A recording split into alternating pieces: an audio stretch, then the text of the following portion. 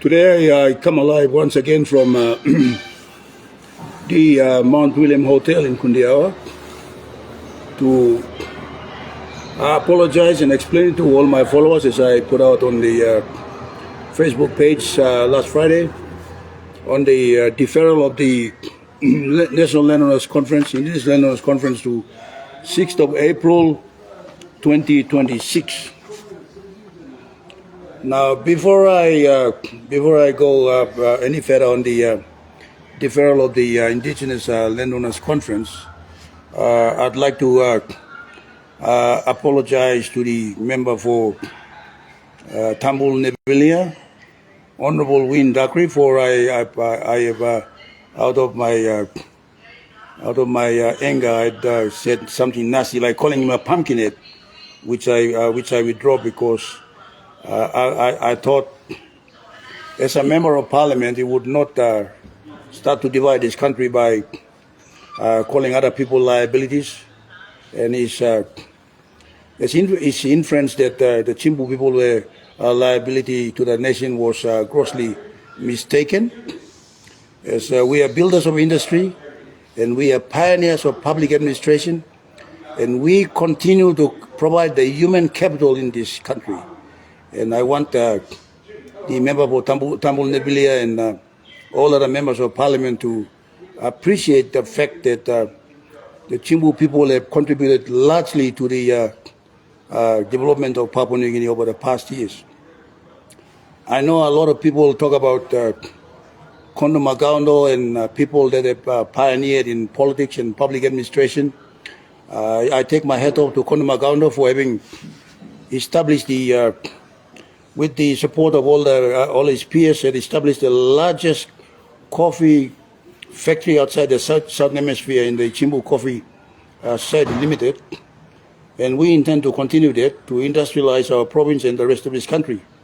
And I can assure you that the Chimbus have the technological know-how and the manpower to develop the economy if given a chance. And I don't apologize on that. But having said that, I accept the apologies offered by the Prime Minister on behalf of the Minister and the Minister himself, for and on behalf of the people of Chimbu. And I'd say that we have a country to develop and we have to move on. Now, back to the issue of the Indigenous Landowners Conference. Like I've said last week, since Samari took office on the 16th of September 1975, up till the present times, with James Marape as the Prime Minister of this country, all 8 Prime Ministers have never attended to this outstanding issue on the ownership of land and resources in this country. Before independence, there was no survey done to determine private property, clan and tribal boundaries, district boundaries and provincial boundaries, but more so to determining who owned what in this country. And land has always been a part of our life. And we cannot be separated from the land that we own. And to this very day, fraudulent British laws have been used to deny us our wealth. They have deprived us of our real wealth, to owning the land and the properties beneath the surface of the land, on or beneath the surface of the land. And this matter is an outstanding matter for the last 100 years. The British have repeated that same thing right across the world. They tried to take over Asia, India. They've done so in Northern America and Southern America. Just like all the other empires, they've divided Africa into several different states to suit their own pursuits. And we are not going to be blindfolded, and we will not continue. And let me remind James Marape and Peter O'Neill and all the members of parliament, you cannot continue to be puppets of foreign multinational corporations. In fact, you are no better than the British who defrauded us of the land. You got to accept and acknowledge the fact that land in this country remains as private property, and all the resources on or beneath the surface of this the land belong to the people of this country. We need to amend the Land Registration Act, the Land Act. We need to amend the Fisheries Act. We need to amend the Forestry Act. Now, can you believe on the restrictions that the Americans and the Australians and the British impose on us not to go and harvest sea cucumber at our own will and sell it at our own will? Now, what have they got to do with the sea cucumber business? This is a classical example of colonialism, capitalist colonialism.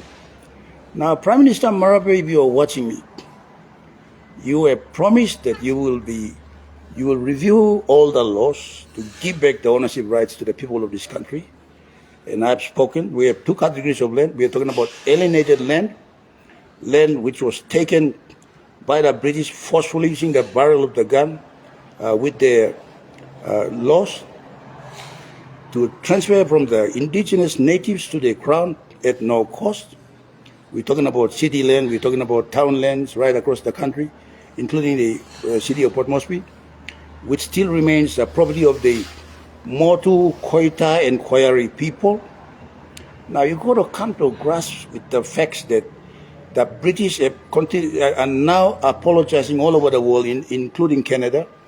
I think Barack Obama did recognize the injustice done to the Indians, and under his administration, billions were paid to Indians living on the reserves to compensate them for deprivation of land and rights to enjoying the benefits of the land and putting them in reserves. Now here in Papua New Guinea, it's not that difficult. We have called for an Indigenous Landowners Conference, which the Prime Minister didn't respond to, and none of the members of Parliament have responded to in attending, which means that you continue to be puppets or proxies of multinational corporations. And we have extended the date to 6th of April to be held here in Kundiawa, where I am. For some of you Papua New Guineans who don't know me, I am a tribal chief from the Enduga tribe in Chimbu, the Enduga Nanganku tribe in Chimbu. The Enduga tribe is a large conglomerate, and our land borders move from Warachimbu and Kundiawa town all the way into Jiwaka. Now we are talking about all tribal landowners. We are not talking about proxies, middlemen, and little conmen. We are talking about people who have inherited the land from our forefathers and know the value and importance of land, to keep the land for our future generations. We sympathize with those who have been marginalized and displaced from land that they've owned and they continue to own, except that the laws deny them. We sympathize with the Motu, Koita, and Koyari people, the Ai people, the Gaukus of Morobe Lay Morobe province, the Gauku of Goroka, and all other tribes that own land. I'm here in Kundiawa, and I've been talking to the Enduga, the Kamanaku, and the Yongamuks that the township of Kundiawa still remains indigenous land until the state acquires it by law. We cannot apply the British fraudulent laws in transferring indigenous land to the Crown and then passing it on to the state of Papua New Guinea. So wherever you are in Papua New Guinea, if you are watching me, you must know the cost of land disputes. 20,000 people died on the Bougainville Island because of indecisive leadership and greed by politicians. At that time, most of the prime ministers who were serving, like Sir Julius and Robbie Namalu and Mekere died. Winky, you are still alive to testify to that. It was your short-sightedness that costed 20,000 lives. And we moved on to improvise on the ownership of land and natural resources. We would have avoided the disaster. But as it is, if we continue to hang on to the fraudulent British laws that determine that the resources belong to the, under 6 foot belong to the state, and I don't want to clarify on the definition of state, State really means a collective body of people, so that people in the end own the land. We cannot use a foreign language to justify theft and fraud. So I call on all Octeri landowners, the Lear landowners, the Kanainto mine landowners, the Pogera landowners, the Heights landowners, and all Gobi and Moran and Kutubu landowners. You've got to take this matter seriously. You've got to attend on the 6th of April. We've given enough notice to Prime Minister and former Prime Minister Peter O'Neill. We've given notice to all the governors, and we've given notice to all the members of parliament, and they have shown, they have demonstrated that they are nothing more than mere puppets of foreign capitalists and foreign multinational corporations. So on the 6th of April, if you are a serious and a genuine indigenous landowner, we'll hold a meeting here in Kundiawa, the capital of Simbu province, where I come from, as chairman of the People's Anti-Corruption Movement. And we will put up our candidates for the 2027 elections, all in the name of taking back control of our land and our natural resources and our economy and business. We are a very rich people that have been made to look poor because of stupidity. We cannot continue to live with stupidity after 50 years. So on the 6th of April, we call on all Papua New Guineans who are serious about taking this country forward and taking back our rights to attend the Indigenous Landowners Conference in Kundiawa, Simbu Province, where I'll be hosting. And we will also make a selection of candidates that we will run in the 2027 elections 12 months prior to the election, so that the people of this country will know what we stand for. We want nothing less than the control of our economy by ownership of our land and our natural resources. Thank you for watching me today. John Endemongo Kua, speaking from Kundiawa.